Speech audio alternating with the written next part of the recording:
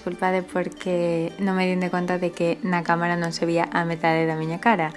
E de feito, a metade da maquillaxe dime de conta, xireime, pero despois volvíme por como estaba. Así que, perdón.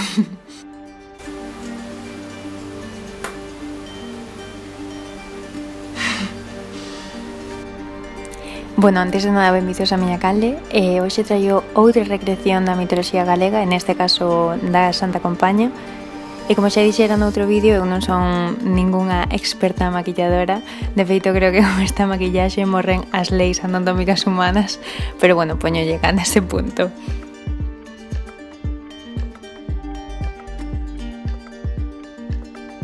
E, bueno, nesta maquillaxe estaba bastante falta de materiais, así que non usei moito máis ca lápis negros, que ademais non afiei ata demasiado tarde, sombra negra, pintura branca para a cara e pouco máis.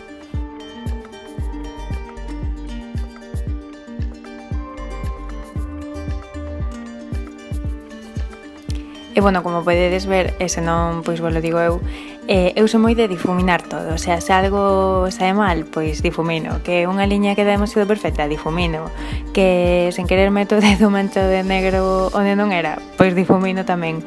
E, bueno, pois mira, así confúndense os erros ca merda que poida ter, pois unha cabeira na cara ou que queda ben, vamos, que é un truqui maravilloso.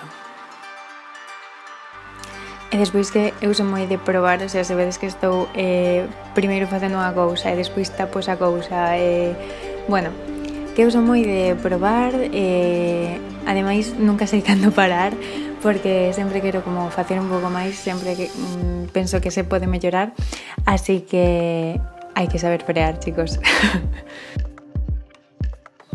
Bueno, resumindo, que normalmente empezo cunha idea, por exemplo, esta vez facer unha cabeira da Santa Compaña e ao final pois acabo facendo un pouco o que me dá gana. Entón, pois eso, que non me sorprendades.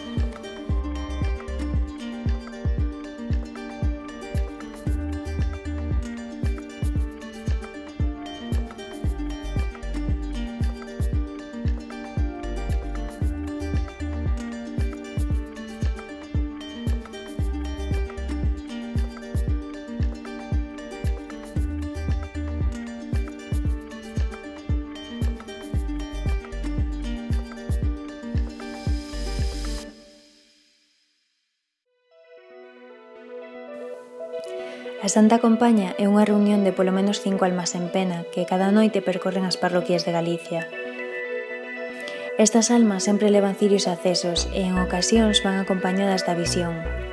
A visión é como se lle chama ao féretro que levan consigo, que predice quen vai morrer, pois levan o ataúde desa persoa. No caso de que a Santa Compaña pete na túa porta, non abras, pois a morte segura. Tes que entreabrir o suficiente para que saia un gato negro que te libere dese maleficio. Outra cousa que se facía antigamente era colgarlle un cascabel a un can, a máis un farol e un caldeiro de auga bendita que ligaban o can á Santa Compaña e previñan os veciños dela.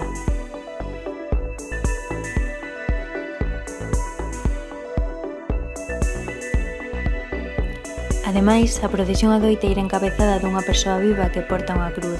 Esta pode ser home ou muller dependendo de se o patrón da parroquia é santo ou santa.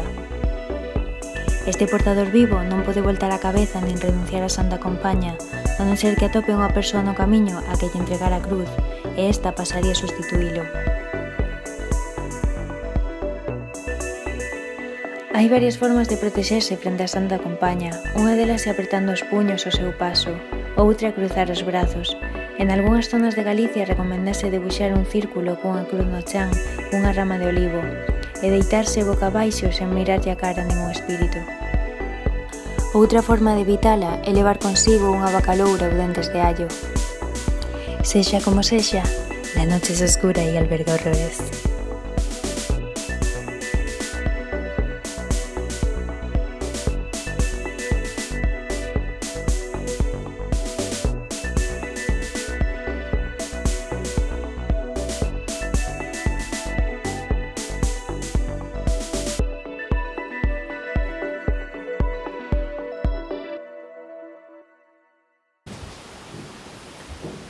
Quedo en esta calle sin salida, Sin salida. Este mar está cansado ya de despedidas. ¿Dónde vas?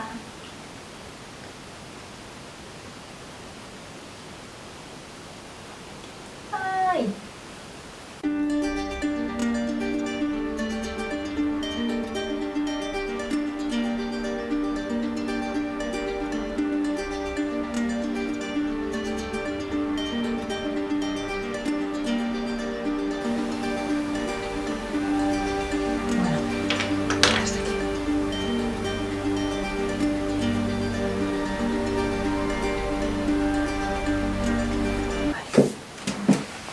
E por último, disfrazarse. Nada, é broma, pero vin a guitarra e fíxome moita gracia.